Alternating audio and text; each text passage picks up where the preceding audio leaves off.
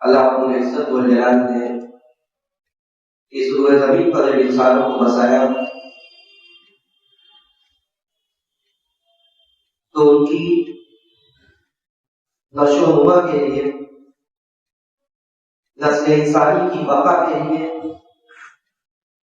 انسانی سماج اور سوسائٹی میں توازن اور اعتدال کے لیے، انسانوں کو جنسی بے-رحمی سے روکنے کے لیے اللہ سبحانہ و تعالیٰ نے انسانی جسموں کی ضرورتوں کو پورا کرنے کے لیے نکاح جیسے عظیم رشتے کو مسنون اور مستحب قرار دیا اور یہ واضح کیا کہ اس سے جہاں ایک طرف نسل انسانی کی بقا ہے، وہیں دوسری طرف انسانی سماج میں توازن اور اعتدال پیدا کرنے کے لیے، انسان کی فطری ضرورتوں کو پورا کرنے کے لیے اس رشتے میں بندھنا یہ ضروری اور مستحب ہے۔ چنانچہ سارے نبیوں کے بارے میں اللہ سبحانہ و تعالیٰ نے یہ ذکر کیا کہ وَلَقَدْ أَرْسَلْنَا إِلَيْكُمْ رُسُلًا وَجَعَلْنَا لَهُمْ أَزْوَاجًا وَذُرِّيَّةً کہ ہم نے رسولوں کو بھیجا اور رسولوں کو ہم نے بیوی بچوں والا بنایا، یعنی انبیاء کی سنت قرار دیتے ہوئے اللہ سبحانہ و تعالیٰ نے یہ ذکر کیا کہ انبیاء کا بھی طریقہ یہی تھا کہ وہ بیوی بچوں والے تھے، ان کی اپنی زندگی تھی جس زندگی میں وہ ان کے پاس بیوی بھی تھی، بچے بھی تھے، اور نبی علیہ السلام کی یہ سنت مبارکہ تھی کہ آپ نوجوانوں کو اس چیز پر ابھارا کرتے تھے۔ نوجوانوں کی جماعت کو مخاطب کر کے آپ نے یہ حکم دیا کہ یا معاشر الشباب من استطاع منکم الباءۃ فلیتزوج فإنہ اغض للبصر وأحسن للفرج کہ نوجوانوں کی جماعت جو بھی مادی و معنوی اعتبار سے، جو بھی جسمانی حساب سے اور مالی حساب سے اس بات کی طاقت رکھتی ہو کہ وہ نکاح کر لے، فلیتزوج تو اسے چاہیے کہ وہ کر لے، فإنہ اغض للبصر وأحسن للفرج کیونکہ یہی نکاح کو پس میں رکھنے کا راستہ اور ذریعہ ہے۔ اسی کے ذریعے انسان خاص طور سے آج کے اس ماحول میں، اس پرفتن ماحول میں، وہ اسی کے ذریعے اپنے نگاہوں کو پس میں رکھ سکتا ہے، وأحسن للفرج اور اسی کے ذریعے وہ اپنے شرمگاہوں کی حفاظت کر سکتا ہے۔ بلکہ نبی علیہ السلام نے یہ بھی فرمایا کہ آدمی فقر و محتاجگی کے خوف سے نکاح میں داخل نہ کرے، کیونکہ جو آدمی عفت و پاکدامنی کی تلاش میں نکاح کا راستہ اختیار کرتا ہے، جو عفت و پاکدامنی کے لیے نکاح کے بندھن میں بندھنا چاہتا ہے، اللہ سبحانہ و تعالیٰ اس کی مدد کرتا ہے۔ ثلاثة عون حق على الله اور ثلاثة حق على الله عونهم تینوں گروہ جن کی مدد کرنا اللہ پر واجب ہے، ان میں وہ بھی ہے اللہ کے الذی یرید العفاف، وہ نکاح کا ارادہ رکھنے والا جو عفت و پاکدامنی کے تلاش میں نکاح کر رہا ہے، تو اللہ سبحانہ و تعالیٰ کی مدد اس کے ساتھ شامل حال رہتی ہے۔ تو دیکھیے جو آیت کریمہ میں نے پڑھی اس میں اللہ سبحانہ و تعالیٰ نے اس کے بہت سارے فوائد، ایک فائدے کا تذکرہ کیا اور یہ فرمایا کہ وَمِنْ آيَاتِهِ أَنْ خَلَقَ لَكُم مِّنْ أَنفُسِكُمْ أَزْوَاجًا لِتَسْكُنُوا إِلَيْهَا وَجَعَلَ بَيْنَكُم مَّوَدَّةً وَرَحْمَةً یہ اللہ کی نشانیوں میں سے، یہ اللہ کی نشانیوں میں سے کہ اس نے تمہارے اندر سے ہی تمہارا جوڑا بنایا، لِتَسْكُنُوا إِلَيْهَا اور اس جوڑا بنانے کا مقصد کیا قرار دیا گیا؟ اس کا مقصد یہ قرار دیا گیا تاکہ تم سکون و راحت تلاش کرو، تاکہ تم سکون و اطمینان حاصل کرو۔ وَجَعَلَ بَيْنَكُم مَّوَدَّةً وَرَحْمَةً اور تمہارے درمیان مودت و رحمت کا سما اللہ نے پیدا کر دیا، محبت انسیت پیدا کر دی اس رشتے میں۔ لَمْ يُرَى لِلْمُتَحَابَّيْنِ مِثْلُ النِّكَاحِ شاید اس دنیا میں جتنے بھی محبت کے مدعی ہوں، جتنے بھی محبت کے رشتے قائم کرنے کی باتیں کی جائے، لیکن لَمْ يُرَى لِلْمُتَحَابَّيْنِ مِثْلُ النِّكَاحِ پیارے رسول نے کہا کہ دو محبت کرنے والوں کے درمیان نکاح کی طرح محبت کسی رشتے میں نہیں ہے، نکاح کی طرح کی محبت کسی رشتے میں نہیں ہے جتنی محبت اس رشتے میں۔ اسی لیے نبی علیہ السلام نے کہا کہ لم یرى للمتحابین مثل النکاح، تو آپ نے کہا کہ اللہ کی نشانیوں میں سے۔ اب سوال یہ پیدا ہوتا ہے کہ یہاں اس رشتے میں کیسے سعادت پیدا ہوگی، اس رشتے میں کیسے وہ ماحول پیدا ہوگا جس ماحول کے لیے اللہ اور اس کے رسول صلی اللہ علیہ وسلم نے یہ مستحب و مستور قرار دیا تھا۔ دیکھیے اس میں سعادت اسی وقت پیدا ہوگی اور یہ رشتہ اپنے عروج پر اسی وقت ہوگا جب اس رشتے کی حقیقت کو زوجین اور طرفین اور شریکین دونوں میاں بیوی اس رشتے کی حقیقت کو اور اس کے حقوق کو سمجھے، کیونکہ یہ معمولی بندھن نہیں، یہ معمولی رشتہ نہیں ہے۔ دونوں کے ایک قبول کے لفظ سے دونوں پر بہت سارے حقوق و واجبات عائد ہوتے ہیں جو پورے زندگی کا ساتھ ہوتے ہیں۔ اللہ نے کہا کہ وَكَيْفَ تَأْخُذُونَهُ وَقَدْ أَفْضَىٰ عَيْنِ کے لفظ پر غور کیجیے۔ اللہ نے کہا کہ وَكَيْفَ تَأْخُذُونَهُ وَقَدْ أَفْضَىٰ بَعْضُكُمْ إِلَىٰ بَعْضٍ وَأَخَذْنَا مِنكُم مِّيثَاقًا غَلِيظًا۔ باہر کے سلسلے میں آئے کہ اللہ نے کہا کہ وَكَيْفَ تَأْخُذُونَهُ کیسے تم عورتوں سے مال کو واپس لے سکتے ہو؟ وَقَدْ أَفْضَىٰ بَعْضُكُمْ إِلَىٰ بَعْضٍ جبکہ دونوں ایک دوسرے سے مل کر اندوز ہو چکے۔ وَأَخَذْنَا مِنكُم مِّيثَاقًا غَلِيظًا ان عورتوں نے تم سے سخت قسم کا عہد و پیمان لے رکھا ہے، ان عورتوں نے تم سے سخت قسم کا عہد و پیمان لے رکھا ہے۔ امام ابن جریر الطبری امام المفسرین کہتے ہیں کہ سخت قسم کا عہد و پیمان جس کا تذکرہ اس آیت میں کیا کہ اس سے مراد وہ عہد و پیمان ہے، وہ عہد و پیمان ہے جو نکاح کے وقت چاہے زبان قال سے ہو یا زبان حال سے ہو، جب ایک بندہ ایک بندی کو اپنے آپ میں ملاتا ہے تو وہ زبان قال سے یا زبان حال سے اس بات کا اقرار کرتا ہے کہ ابھی میری ذمہ داری، اب اس سے میں کانٹریکٹ کرو، اس سے میں معاہدہ کر رہا ہوں کہ جیسے میں رہتا ہوں، جیسے میری بود و باش ہے میں اسی طرح اسے بھی رکھوں گا، میں اسے اس سے اچھی طرح رکھوں گا، اور اگر نہیں رکھ سکتا، اگر اچھی طرح نہیں رکھ سکتا، کسی طرح کی انبن ہے تو میں اسے اتنی ہی اچھی طرح رخصت کر دوں گا۔ اما تسریح باحسان، یا تو اچھی طرح رکھو یا اچھی طرح اسے اس کو رخصت کر دو، یہ ہے وہ پیمان۔ علامہ ابن کثیر نے بھی یہی بات ذکر کی کہ یہ عہد و پیمان یہ کہ آدمی اس کو جب جس کو آپ نے ملا ہے اس کو اچھی طرح رکھے گا یا اچھی طرح رخصت کر دے گا، تو یہ سخت قسم کا عہد و پیمان۔ اسی لیے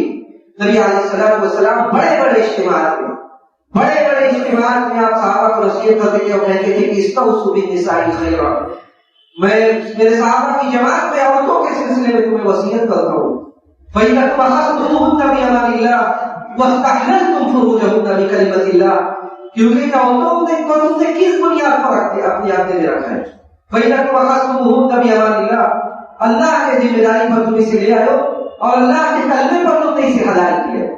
اللہ کے کلمے پر تم نے اس ایک قبلتو کے لفظ میں نے قبول کر لیا، میں نے مان لیا، بیوی مجھ سے کہنے سے نہیں بلکہ اللہ کی ذمہ داری، اللہ کی طرف سے یہ مستور اور مستحق قرار دیا گیا کہ آپ اسے اس طرح سے اپنے آپ میں لے آئے۔ تو پیارے رسول کہتے تھے کہ استوصوا بالنساء خیرا، تم اللہ کے کلمے پر، اللہ کی ذمہ داری پر اس کو اپنے آپ میں لے آئے ہو۔ استوصوا بالنساء خیرا، خیرکم خیرکم لأہلہ وأنا خیرکم لأہلی، آپ کہتے ہیں کہ سب سے بہتر بندہ وہ ہے جو اپنے بیویوں کے لیے سب سے بہتر ہے، اور میں یعنی پیارے رسول نے کہا کہ میں اپنے اہل اور اپنے بیویوں کے لیے سب سے بہتر ہوں۔ تو یہ بڑا عہد و پیمان ہے، بڑا عقد ہے جسے بندہ لاتا ہے، اور اسی وقت سعادت اس زندگی میں ہو سکتی ہے جب دونوں ایک دوسرے کے حقوق کو سمجھے۔ تو یہاں پر کچھ حقوق ایسے ہیں جو مشترک ہیں، جو مشترک حقوق ہیں جو دونوں کو ایک دوسرے کا دینا ہے، اور کچھ حقوق ایسے ہیں جو انفرادی حقوق ہیں، بیوی کے اوپر عائد ہوتے ہیں، کچھ ایسے ہیں جو شوہر کے اوپر عائد ہوتے ہیں۔ سب سے پہلے مشترک حقوق کی بات کی جائے، دیکھیے جب یہ جیسے ہی بندہ یا بندی اس عقد میں بنتی ہے تو وہ یہ سمجھ کر رکھے کہ اس عقد میں، اس رشتے میں صبر کا دامن نہیں چھوڑنا، یہ صبر ہر رشتے میں زندگی کے ہر معاملات میں صبر کی ضرورت ہے، لیکن نکاح جیسے عظیم رشتے میں صبر کی ضرورت سب سے زیادہ ہے، کیونکہ ایک اجنبی یا ایک اجنبیہ جب آپ کے عقد میں آتی ہے تو ایسا نہیں ہے کہ 5 انگلیاں برابر ہو رہی ہیں، ایسا نہیں ہے کہ اس کی ساری عادات و اطوار آپ کو پسند آئے، ایسا نہیں ہے کہ وہ جیسے ہی آپ کو آئے ویسے ہی بھاگے لگے، ایسا نہیں ہے کہ یہ مرد جو آپ کی زندگی میں آ رہا ہے آپ اس کے سارے عادات و اطوار، سارے اخلاق و عادات سے آپ متفق ہو، بلکہ ہو سکتا ہے بہت ساری ایسی چیزیں ہو جس سے آپ متفق نہ ہو، بہت ساری ایسی عادات ہو جس سے آپ اچھا نہ مانتے ہو، لیکن آپ وقت دیجیے، آپ وقت دیجیے، صبر کیجیے۔ اسی لیے صبر کو ایسے نہیں کہا گیا ہے کہ صبر کا بدلہ اللہ دیتا ہے، انما یوفی الصابرون اجرهم بغیر حساب، یہ صبر اتنی بڑی چیز ہے کہ اس کا اجر اللہ نے اپنے ذمہ دے رکھا ہے۔ تو اس رشتے میں بھی جب آپ آئے تو آپ صبر کا دامن نہ چھوڑیں، آپ وقت دیجیے، صبر کیجیے. بہت ساری ایسی باتیں ظاہر ہوگی جن باتوں پر آپ کو وقت دے کر صبر کرنا، اور انشاءاللہ حالات سازگار ہے تو وقت گزرنے کے ساتھ وہ حالات بدل جائیں گے. اور یہ پیارے رسول نے کیا بہترین بات کی، آپ نے کہا کہ لا یفرط مؤمن مؤمنا ان کریہ منہا خلقا رضی منہا آخر، کہ کوئی مومن کسی مومنہ سے، کوئی مرد کسی اپنی عورت سے، اپنی بیوی سے بغض نہ رکھے. اگر اس کا ایک عادت، اگر اس کی ایک عادت اسے ناپسند ہے، تو اگر آپ غور کریں گے تو بہت ساری ایسی عادات مل جائیں گی جو آپ کو پسند ہے. تو آپ وقت کیجیے، صبر کیجیے. جب آپ وقت دیں گے تو آپ کو اس کے اندر بہت سی ایسی کوالٹیز، بہت سی ایسی خوبیاں ضرور نظر آئیں گی جن خوبیوں سے آپ متاثر ہوں گے. تو ایسا نہیں کہ آپ جیسے ہی آپ عقد میں بندے، جیسے ہی آپ نکاح کے رشتے میں بندے، آپ یہ سوچیں کہ وہ آپ بالکل آپ کے حساب سے چلنے لگے، یا لڑکی یہ سوچے کہ جس طرح میں چاہوں ویسا ہی لڑکا مجھے ملے. ایسا نہیں ہو سکتا. ان کا اگر ایک عادت ناپسند ہے، بہت ساری ایسی عادات ہیں، اگر آپ غور کریں گے تو بہت ساری ایسی عادات ہیں جو آپ کو پسند آئیں گی. تو وقت دیجیے، صبر کیجیے. اسی لیے اللہ نے کہا کہ انما یوفی الصابرون اجرهم بغیر حساب، کہ صابرین کو بغیر اجر، ان کا مطلب بغیر حساب کے. اسی طرح مشترکہ حقوق میں سے دونوں ایک دوسرے کے حق جو دونوں کے اوپر عائد ہوتے ہیں، وہ یہ بھی ہے کہ آدمی اور عورت، شوہر اور مرد دونوں یہ سوچیں کہ یہ حالات سارے ظروف سے بالا کر ہے. یہ حالات، یہ نکاح کا جو بندھن ہے، یہ سکھ دکھ سب کا ساتھ ہے. ایسا نہیں کہ ایک وقت ایسا ہے جب شوہر کا کاروبار عروج پر ہے تب ہم ایک بیوی ہونے کی حیثیت سے اس کا ساتھ دیں، اور جب تنزلی کا وہ شکار ہو جائے، جب وہ تنزلی کا شکار ہو جائے تو ہم اسے طاقت دینے لگے. ایک بیوی جو صحیح معنوں میں جو اللہ کی رضا کے ساتھ نکاح کے عقد میں بنتی ہے، وہ اس طرح کی نہیں ہوتی، بلکہ یہ سکھ دکھ کا ساتھ ہے. پیارے رسول کی زندگی دیکھیے، پیارے رسول کی سیرت طیبہ دیکھیے، آپ کی ازواج مطہرات امہات المومنین کی سیرت کس طرح کی تھی. اللہ کے رسول جہاں اپنے مشوروں میں شریک کرتے تھے تو وہ اللہ کے رسول کا ساتھ بھی ویسے ہی دیتی تھی. بڑے بڑے معاملات میں نبوت سے بڑا معاملہ کیا ہوگا. آپ کے اوپر ایک نئی کیفیت آئی ہوتی ہے. غار میں آپ کے اوپر جب پہلی مرتبہ جبرائیل آتے ہیں، آپ گھبرائے ہوئے واپس آتے ہیں تو اپنے بیگم کے پاس ہی آتے. حضرت خدیجہ رضی اللہ تعالیٰ عنہ کے پاس آتے کہتے سب ملونی، مجھے چادر سے ڈھانپو، مجھے کمبل سے ڈھانپو. اس کے بعد حضرت خدیجہ رضی اللہ تعالیٰ عنہ کا کردار کیا ہوتا ہے. حضرت خدیجہ کہتی ہے کہ کلا واللہ لا یخزیک اللہ ابدا، اللہ کی قسم اللہ ابدا آپ کو رسوا نہیں کرے گا. یہ بیوی کا کردار ہے، اس کا جملہ ہے، یہ دلاسا اور تسلی دینے کا انداز ہے. کہا کہ اللہ آپ کو رسوا نہیں کرے گا. کیوں نہیں کرے گا؟ انک لتصل الرحم وتصدق الحدیث وتحمل الكلب وتعين الناس على نوائب الحق، کہ آپ کے اندر وہ خوبیاں ہیں، آپ اللہ کیسے رسوا کرے گا. آپ رشتوں کو جوڑتے ہیں، آپ پریشانوں کی پریشانی کو دور کرتے ہیں، جو مجبور ہیں آپ ان کے مجبوری کا سہارا بنتے ہیں. ایسے اللہ آپ کو کیسے رسوا کرے گا. حضرت خدیجہ رضی اللہ تعالیٰ عنہ کا یہ جملہ ہے. حضرت ام سلمہ رضی اللہ تعالیٰ عنہ کا کردار صلح حدیبیہ کے موقع پر جب پیارے رسول حدیبیہ کے مقام پر مسلمانوں کو روک دیا جاتا ہے اور وہاں پر ایک معاہدہ ہوتا ہے، جس معاہدہ کے بعض بنود اور بعض شرطیں ایسی ہوتی ہیں جس سے مسلمان راضی نہیں ہوتے، اور یہ سراسر ظلم پر مبنی ہوتا ہے. لیکن اللہ کی طرف سے پیارے رسول کے کو یہ وحی اور الہام کیا جاتا ہے کہ اس کا انجام جو ہے یہ بہتر ہے، اور آپ اس حدیبیہ کے مقام پر معاہدہ ہو جاتا ہے. اللہ کے رسول صلی اللہ علیہ وسلم صحابہ سے کہتے ہیں کہ یہیں پر آپ لوگ اپنے جانوروں کو ذبح کیجیے اور سر اڑوائیے اور حلال ہو جائیے. اللہ کے رسول صلی اللہ علیہ وسلم صحابہ سے کہتے ہیں، لیکن صحابہ کے دل میں تذبذب ہوتا ہے، صحابہ تیار نہیں ہوتے فوراً. اللہ کے رسول صلی اللہ علیہ وسلم حضرت ام سلمہ رضی اللہ تعالیٰ عنہ جو آپ کے ساتھ ہوتی ہے، حضرت ام سلمہ کے پاس خیمے میں آ جاتے ہیں. حضرت ام سلمہ رضی اللہ تعالیٰ عنہ آپ کے چہرے کو پڑھ لیتی ہے، پوچھتی ہے کیا ماجرا ہے. اللہ کے رسول صلی اللہ علیہ وسلم بتاتے ہیں کہ ایسے اور ایسے. حضرت ام سلمہ رضی اللہ تعالیٰ عنہ کا مشورہ لیجیے. حضرت ام سلمہ رضی اللہ تعالیٰ عنہ کہتی ہے کہ آپ جائیے اور جا کر سب صحابہ کے سامنے آپ جانور کو ذبح کیجیے اور اپنا سر اڑوا دیجیے. جب صحابہ آپ کو دیکھیں گے یہ کرتے ہوئے تو خود بخود کریں. اس لیے کہ صحابہ کے دل میں نبی کے لیے جو محبت تھی، جب صحابہ آپ دیکھیں گے آپ کو یہ کرتے ہوئے وہ بھی کریں گے. تو ایک بیوی کا کردار اور اس کا رخ یہ ہوتا ہے کہ وہ یہ سکھ دکھ کا ساتھ کہ ہر وقت وہ شوہر کے شانہ بشانہ اس کے ساتھ زندگی کے ہر حالات میں وہ کھڑی رہے۔ اس کے بعد اسی طرح مشترکہ حقوق میں سے یہ بھی ہے کہ شوہر اور بیوی دونوں ایک دوسرے کو اللہ کی اطاعت کے راستے پر لگائے۔ اگر اس کے اندر کوئی برائی دیکھے شادی سے پہلے اور شادی کے بعد وہ برائی پر باقی ہے، اسے اس بات کی کوشش کرے کہ اسے اللہ کے راستے پر لگائے۔ اگر وہ بے نمازی ہے تو اسے نماز کی طرف بلائے۔ اگر وہ کسی بری عادت میں لگا ہوا ہے، اس برائی سے اسے روکے۔ کہ نبی علیہ السلام نے اس بندے کے لیے اللہ کی دعا سنائی، جو بندہ یا جو بندی اپنے پارٹنر کو، اپنے شریک کو نیکی اور اطاعت کے راستے پر لگا دے، کہا کہ رحم اللہ رجلا قام من اللیل، کہ اللہ کی رحمت ہو اس مرد پر، اس آدمی پر جو رات میں اٹھتا ہے، شب بیداری کرتا ہے، اللہ کے سامنے حاضر ہوتا ہے نماز پڑھنے کے لیے۔ اس کے بعد وہ اپنے بیوی کو بھی جگاتا ہے، جگاتا ہے۔ فَإِنْ أَبَتْ، اگر بیوی انکار کرتی ہے، نزع فی وجہہا، تو وہ اس کے چہرے پر پانی ڈال کر، پانی مار کر وہ اسے جگاتا ہے۔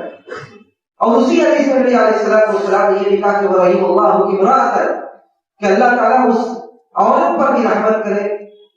جو عورت رات میں اٹھتی ہے تہجد کے لیے، اپنے شوہر کو جگاتی ہے، شوہر انکار کرتا ہے، نزع فی وجہہ، تو وہ اس کے چہرے پر پانی ڈال کر اسے کھڑا کرتی ہے، اسے جگاتی ہے تاکہ وہ بھی اس کے ساتھ تہجد میں شریک ہو، وہ بھی جس نماز کے لیے وہ جسے نیکی اور اطاعت کے جس راستے پر لگی ہوئی ہے، شوہر بھی اس میں لگے۔ تو یہ دونوں ایک دوسرے کو اللہ کے راستے پر لگائے، اطاعت اور فرمانبرداری کے راستے پر لگائے۔ اسی طرح مشترکہ حقوق میں سے یہ بھی ہے کہ دونوں ایک دوسرے کے لیے مخلص اور سچے ہوں، دونوں ایک دوسرے کے لیے امین ہوں۔ ایسا نہ ہو کہ ایک اگر دوسرے کے لیے، دیکھیے یہ دنیا دارالعمل ہے، اگر آپ اپنے پارٹنر کے لیے مخلص نہیں ہے، آپ خائن ہیں۔ اگر آپ اپنے پارٹنر کے لیے خائن ہیں تو وقت گزرتے یہ بھی ہو سکتا ہے کہ وہ بھی خیانت کر دے، تو آپ اس کے حق میں مخلص رہے تب وہ آپ کے حق میں مخلص رہے۔ اسی طرح بیوی اگر شوہر کے حق میں مخلص رہے گی تب شوہر اس کے حق میں مخلص رہے گا۔ اور اسی طرح جو بھی برائیاں دیکھیں، یہ چونکہ ایک دوسرے کا لباس ہے، ہو سکتا ہے بہت ساری باتیں اس کی آپ کو ایسی پتہ چلے جو لوگوں کو نہیں پتہ ہے، تو اگر اس کے اندر برائیاں دیکھیں تو ایسا نہیں کہ صبح اٹھے ان برائیوں کو سریعام بیان کرنا شروع کر دیں، بلکہ آپ رازدار ہیں۔ اور اس سے بڑا بدبخت کوئی نہیں ہے جو اپنی بیوی سے قریب ہو اور یا بیوی شوہر سے قریب ہو، اس کے بعد کوئی برائی دیکھے اور برائی سریعام جا کر بیان کرے، اس سے بڑا بدبخت کوئی نہیں۔ تو آپ ایک دوسرے کے رازدار ہیں۔ آپ جو دیکھیں اگر وہ باتیں چھپانے رہیں کہ آپ اسے چھپائیں اور اس کی اصلاح کی کوشش کریں۔ یہ مشترکہ حقوق ہے جو دونوں ایک دوسرے کو نبھانا ہے، اور یہ سمجھ کر نبھانا ہے کہ جب دونوں ایک دوسرے کا خیال کریں گے تب اس رشتے میں سعادت آئے۔ اب انفرادی حقوق بہت سارے، ایک دو کو ذکر کر کے میں اپنی بات ختم پہ کروں گا۔ انفرادی حقوق، بیوی پر شوہر کا کیا ہے؟ بیوی پر شوہر کا کیا ہے؟ دیکھیے بیوی پر شوہر کا سب سے بڑا حق یہ کہ بیوی اس کی اطاعت اور فرمانبرداری کرے، اور ان ساری چیزوں میں اطاعت و فرمانبرداری کرے جو عرف اور دستور کے مطابق رائج ہے، سوائے ان چیزوں میں فرمانبرداری جائز نہیں ہے جو فرمانبرداری اسے اللہ کی نافرمانی تک پہنچائے۔ اس لیے کہ لا طاعۃ لمخلوق فی معصیۃ الخالق، خالق کی نافرمانی میں کسی مخلوق کی اطاعت کی جائز نہیں ہے۔ اس کے علاوہ جو بھی کام ہے، جو بھی بات ہے، وہ اس میں شوہر کی اطاعت و فرمانبرداری کرے۔ اس لیے کہ آپ صوم و صلات کی جتنی بھی پابند ہو، آپ صوم و صلات کی پابند ہیں، لیکن آپ اپنے شوہر کو بے وزن سمجھتی ہیں، آپ اس کے گھر میں کوئی وقار نہیں باہر رکھا ہے آپ نے، تو معاف کیجیے، آپ کا اللہ کے یہاں بہت بڑی آپ کو اوقات ہے۔ نبی علیہ السلام نے کہا کہ اذا صلت المرأة خمسها وصامت شهرها واطاعت بعلها، کہ جب عورت پنجگانہ نماز پڑھتی ہے، رمضان کا روزہ رکھتی ہے اور اس کے بعد شوہر کی اطاعت کرتی ہے، تب اس سے کہا جائے گا قیل لها ادخلی الجنۃ من ای ابواب الجنۃ شئت، تب اس سے یہ کہا جاتا ہے کہ جنت کے جس دروازے سے چاہو تو اس دروازے سے چلے جاؤ۔ تو جب آپ اطاعت و فرمانبرداری کا مظاہرہ کرتی ہے اپنے شوہر کے لیے، تب آپ کا تقوی اللہ کے یہاں مقبول ہے۔ ورنہ آپ صوم و صلات کی پابند ہے لیکن آپ شوہر کے لیے نافرمان ہیں تو آپ کا سارا صوم و صلات بیکار ہے۔ بلکہ نبی علیہ السلام نے اسی لیے کہا تھا کہ عورت اگر میں کسی کو اس بات کا حکم دیتا کہ وہ سجدہ کرے کسی مخلوق کے لیے تو میں بیوی کو یہ حکم دیتا کہ وہ شوہر کے لیے سجدہ کرے، لیکن کسی کے لیے جائز نہیں ہے وہ مخلوق کے لیے سجدہ کرے۔ اگر میں یہ حکم دیتا تو اتنا ان کا حقوق ہے کہ میں یہ ہے۔ اسی طرح بیوی کے اوپر شوہر کا یہ بھی حق ہے کہ وہ اس کی خدمت کرے، عرف اور دستور کے مطابق اس کے گھر میں جو خدمت ہو سکتی ہے وہ اس کی خدمت کرے، عرف اور دستور کے مطابق جو خدمت ہے وہ اس کی خدمت کرے، یہ کوئی عیب نہیں ہے۔ آج سے بڑی بڑی جو عورتیں تھیں جو سیدۃ النساء اہل جنت جسے کہا گیا ہے جنت کی سردار، ان عورتوں نے اپنے شوہروں کی خدمت کی اور مثال کا ہے کہ مثالی خدمت پر کیا ہوئی۔ یہ نبی کی بھی بیٹی ہے حضرت فاطمہ رضی اللہ تعالی عنہ، حضرت فاطمہ اپنے شوہر کی خدمت کرتی ہے، گھر میں جو کام کر رہی ہے، چکیاں چلا رہی ہے، ہاتھ میں چھالے پڑ رہے ہیں، اس کے بعد آ کر نبی کے پاس کہتی ہے کہ میرے لیے خادم کا انتظام کر دیا جائے۔ نبی علیہ السلام ان کو وظیفہ بتاتے ہیں، یعنی کہنے کا مقصد یہ مطلب یہ کہ وہ یہ عورتیں خدمات کو انجام دے رہے ہیں۔ حضرت فاطمہ رضی اللہ تعالی عنہ جیسی عورت اپنے شوہر حضرت علی کے ساتھ کس طرح زندگی گزار رہی ہے۔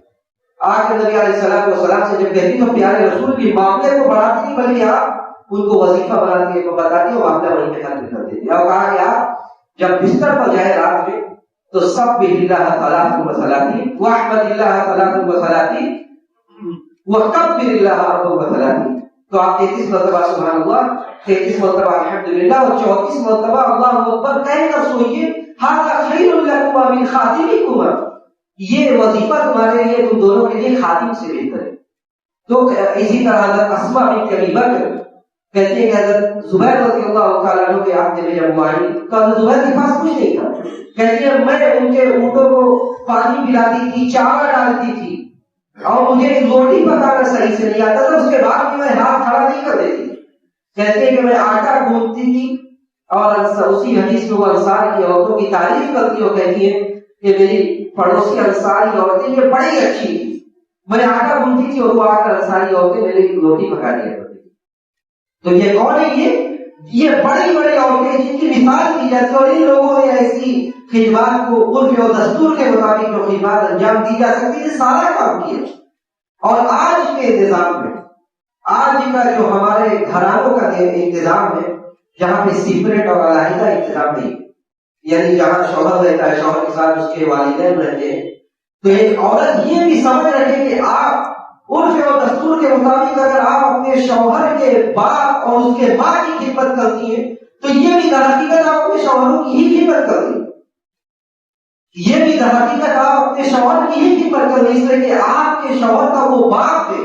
آپ کے شوہر کی وہ ماں ہے، آپ اپنے شوہر کی رضا کے لیے اس کے والدین کی خدمات کو انجام دیں، یہ بلا شبہ اس میں کوئی مذائقہ نہیں، بلکہ یہ آپ کے شوہر کی ذمہ داری کو لے کے آپ اٹھائیں۔ اس لیے یہ کہنا کہ یہ میری ذمہ داری نہیں ہے، یہ بات اس نظام میں معقول نہیں۔ اسی طرح ایک حق یہ بھی ہے کہ عورت اپنے شوہر کے مال کی اور اپنے نفس کی حفاظت کرے، اپنے شوہر کے مال کی اور اپنے نفس کی حفاظت کرے۔ کہا کہ نبی علیہ السلام سے پوچھا گیا کہ سب سے بہترین عورت کون ہے، تو آپ نے کہا کہ تصوّرہ اذا نظر، کہ سب سے بہترین عورت وہ ہے جب آپ اس کی طرف دیکھیں تو آپ خوش ہو جائیں۔ اس سے یہ بھی سبق ملتا ہے کہ عورتیں جب مرد سے وہ ملاقات ہو تو ایسا چہرہ اور ایسے اس طرح سے ملاقات کرے کہ بندہ خوش ہو جائے، اس طرح سے ملاقات نہ کرے کہ بندہ خوشی خوشی آئے تب بھی وہ غمگین ہو جائے، بلکہ تصوّرہ اذا نظر وتطیعہ اذا امر، اور جب آپ حکم میں دیکھو آپ کے حکم کو بجا لائے، اور ولا مخالف فی نفسها ومالی، اپنے آپ میں اپنی ذات کے سلسلے میں اور اس کے بعد کے سلسلے میں ایسا کوئی کام نہ کرے، ایسی حرکت نہ کرے جو اسے ناپسند ہے۔ اسی طرح شوہر کے اوپر آج یہ شکایت ہوتی ہے کہ صرف بیوی پر جو شوہر کی ذمہ داری وہ بیان کی جاتی ہے اور شوہر پر جو بیوی کی ذمہ داری وہ بیان نہیں کی جاتی۔ جتنی ذمہ داری بیوی کے اوپر شوہر کی اتنی ہی ذمہ داری شوہر پر بیوی کی بھی۔ وَلَهُنَّ عَلَيْكُمْ رِزْقُهُنَّ وَكِسْوَتُهُنَّ بِالْمَعْرُوفِ، ان کے آپ کے اوپر بھی ویسے ہی کھلانا پلانا پہنانا ہے جیسا آپ پہنتی ہے۔ صحابی رسول آ کر یہ بھی سوال کرتے تھے، صرف یہ نہیں کہتے تھے کہ بیوی ہماری خدمات کس طرح کرے، صحابہ یہ بھی سوال کرتے تھے. جیسے کہ صحیح روایت ہے حضرت معاویہ بن حیدہ کہتے ہیں کہ اللہ کے رسول صلی اللہ علیہ وسلم سے آ کر پوچھتے کہ اللہ کے رسول میرے اوپر میری بیوی کا کیا ہے؟ تو آپ نے کہا کہ تطعمها اذا طعمت وتكسوها اذا اكتسيت، کہ آپ جب کھائیں جو کھائیں وہ کھلائے، جو پہنے وہ پہنائے. آپ کا جو اسٹینڈرڈ ہے، جو معیار ہے، آپ اسی حساب سے اپنی بیوی کو بھی رکھیں. یہ نہیں کہ آپ کا معیار پوچھے اور آپ کے گھر میں معیار پوچھے. آپ کہیں کھا رہے ہیں، آپ بڑے بڑے شان و شوکت سے بڑے بڑے ہوٹل میں کھا رہے ہیں، گھر میں کیا ہے کچھ نہیں. یہ اسلامی مزاج نہیں، یہ اسلامی مزاج نہیں. تو عورتوں کا سب سے بڑا حق یہ ہے کہ آپ اپنے حساب سے ان کو رکھیں، ان کو اپنی زندگی کے ساتھی سمجھیں. یہ نہ سمجھیں کہ گھر میں صرف ایک کام کرنے والی آ گئی، بلکہ اب آپ انہیں اپنی زندگی کا ساتھی سمجھیں. اور جس حق کو اللہ نے دیا ہے وعاشرہن بالمعروف، کہ معروف طریقے سے بود و باش اختیار کیجیے، اچھے اور بھلے طریقے سے رکھیے، انہیں اپنا پارٹنر اور شریک حیات سمجھیے. اور جو ان کا مہر سب سے پہلے جو ان کا مہر بتائیں گے وہ سب سے پہلی فرصت میں ادا کیجیے. وآتوا النساء صدقاتهن نحلا، یہ نہیں ہے کہ مہر متعین کریے مہر زندگی بھر ادا کیجیے، بلکہ مہر جو متعین کیا پہلی فرصت میں دیجیے. اس لیے اسی کے ذریعے سے شرمگاہ حلال ہوئے. یہ کچھ حقوق تھے جن حقوق کو بیان کیا گیا. ہم اللہ سبحانہ و تعالیٰ سے یہی دعا کرتے کہ بار الہ جو رشتے ازدواج میں بن چکے تو ان کی ازدواجی زندگی کو سعادت والی زندگی بنا دے. جو اس رشتے کی تلاش میں بار الہ ان کے لیے آسانیاں پیدا کر دے. رب العالمین ہم میں جو بے روزگار ہیں تو انہیں برسر روزگار کر دے، جو برسر روزگار ہیں ان کے رزق میں ترقی نصیب فرما. اور جب ہمارا اس دنیا سے جانے کا وقت آئے تو اس بات کی توفیق دے کہ ہمارا آخری کلمہ کلمہ توحید ہو. ربنا تقبل منا انك انت السميع العليم وتب علينا انك انت التواب الرحيم. واخر دعوانا الحمد لله رب العالمين.